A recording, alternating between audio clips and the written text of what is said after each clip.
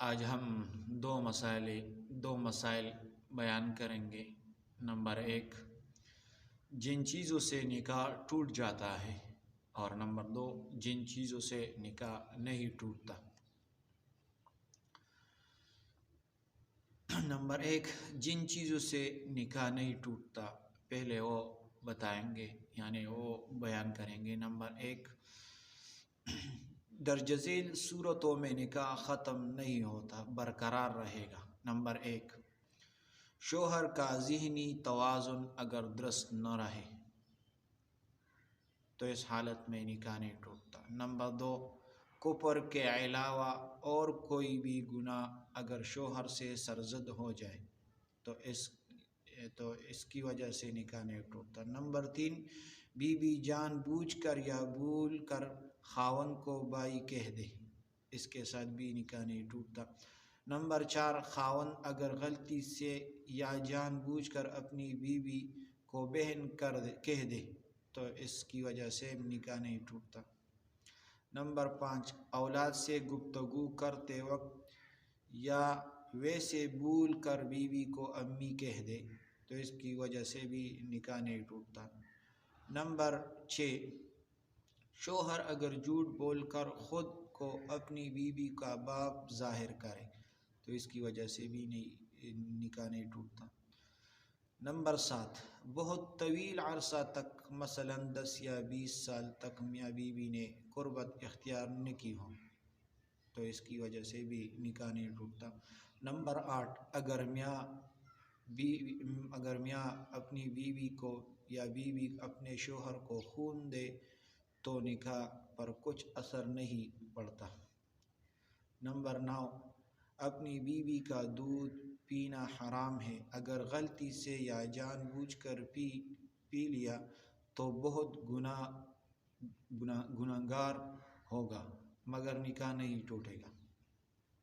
Number 10، اپنی بیوی کے ساتھ غیر فطری طریقے سے صحبت کرنا بہت سخت گناہ ہے، ایسے بندے پر اللہ تعالیٰ کی لعنت برستی ہے۔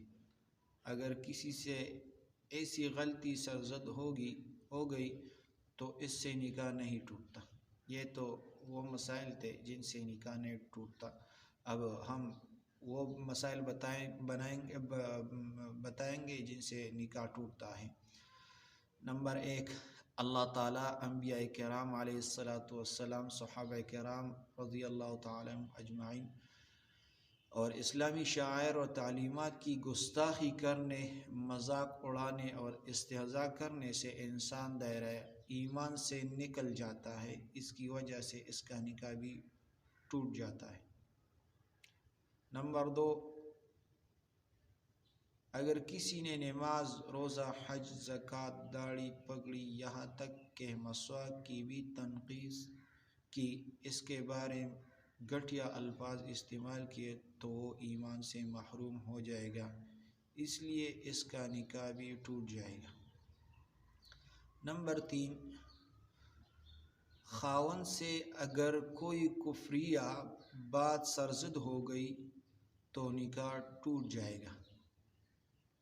تجدید ایمان کے ساتھ گواہی کی موجودگی میں نئے حق مہر اور باہمی رضامندی سے ایجاب و قبول کرانے سے نیا نکاح ہو جائے گا۔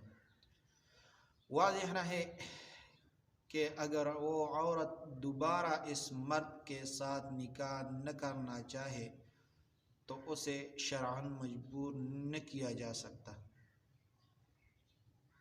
نمبر 3،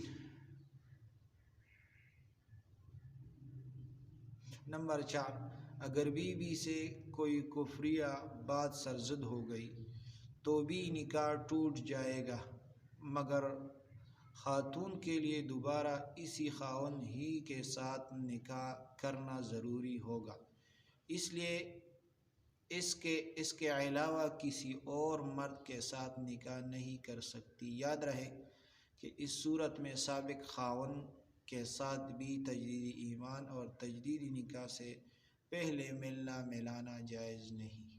یہ 2 مسائل تھے، انشاءاللہ یہ آپ لوگوں کو بہت فائدہ دے گا۔ یہ سن لو اور دوسروں بھائیوں کے ساتھ بھی شیئر کر